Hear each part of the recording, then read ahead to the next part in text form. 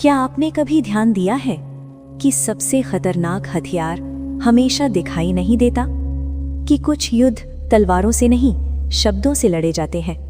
और कुछ हार इसलिए नहीं होती कि हम कमजोर होते हैं, बल्कि इसलिए क्योंकि हम जरूरत से ज्यादा बोलते हैं। आज हम उस शक्ति की बात कर रहे हैं जो बोलती नहीं, पर जिसकी उपस्थिति सब कुछ चुप करा देती है। माँ पीतांबरा, माँ बगलामुखी। अक्सर लोग पूछते हैं, क्या ये देवी शत्रु नाश करती हैं? लेकिन सही प्रश्न ये नहीं है। सही प्रश्न ये है, शत्रु को शक्ति मिलती कहाँ से है? क्योंकि हर शत्रु आपके बाहर नहीं होता। कुछ शत्रु आपके शब्दों में होते हैं, कुछ आपके विचारों में, और कुछ आपकी प्रतिक्रिया में। माँ बगलामुखी इन्हीं शत्रुओं की देवी है। कथाओं में कहा गया है कि जब पूरी सृष्टि एक ब्रह्मांडीय तूफान में डगमगा रही थी, तब किसी युद्ध की घोषणा नहीं हुई, कोई शंख नहीं बजा, कोई अस्त्र नहीं उठा। बस एक चेतना प्रकट हुई, हरिद्रा के सरोवर से, पीले वर्ण में, शांत, स्थिर, पर इतनी गहरी कि समय भी ठहर जाए। और वही हुआ जो असंभव था, क्षण भर में रुक गया। यही है स्तंभन। लोग इसे रोक देना समझते हैं, लेकिन असल में स्तंभन का अर्थ है ऊर्जा की दिशा बदल देना। अब सोचिए, अगर कोई व्यक्ति जो भी बोले वही सच हो जाए, तो क्या वो सबसे शक्तिशाली नहीं होगा? यही वरदान एक असुर को मिला, वाक सिद्धि। उसकी वाणी ही उसका अस्त्र थी। वो बोलता और यज्ञ बुझ जाते, वो कहता और संतुलन टूट जाता।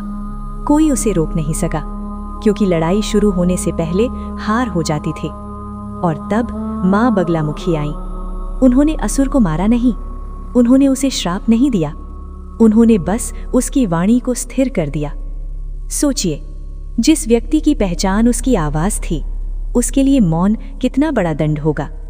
यहीं पर कहानी रुकती नहीं, यहीं से असली अर्थ शुरू होता है। क्योंकि ये कथा किसी असुर की नहीं है, ये कथा हम सब की है। हम भी हर दिन अपनी वाणी से अपने ही जीवन में तूफान खड़ा करते हैं।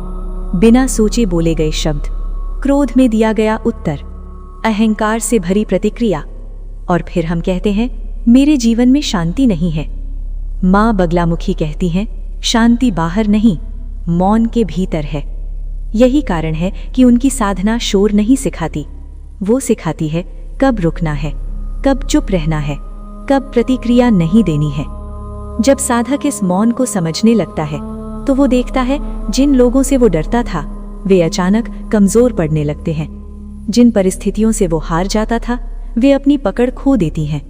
क्योंकि शत्रु तब तक शक्तिशाली रहता है जब तक आप उसे ऊर्जा देते रहते हैं, और माँ बगलामुखी ऊर्जा देना बंद करवा देती हैं। इसलिए वे डर की देवी नहीं है, वे नियंत्रण की देवी हैं। वो सिखाती हैं कि सबसे बड़ी विजय किसी को हराने में नहीं, बल्कि खुद को स्थिर करने में है। जिस दिन आपकी वाणी स्थिर हो जाती है, उस दिन आपका जीवन आपके नियंत्रण में आने लगता है। यही है माँ पीतांबरा का रहस्य, यही है माँ बगलामुखी की कृपा। जय माँ बगलामुखी, जय सनातन।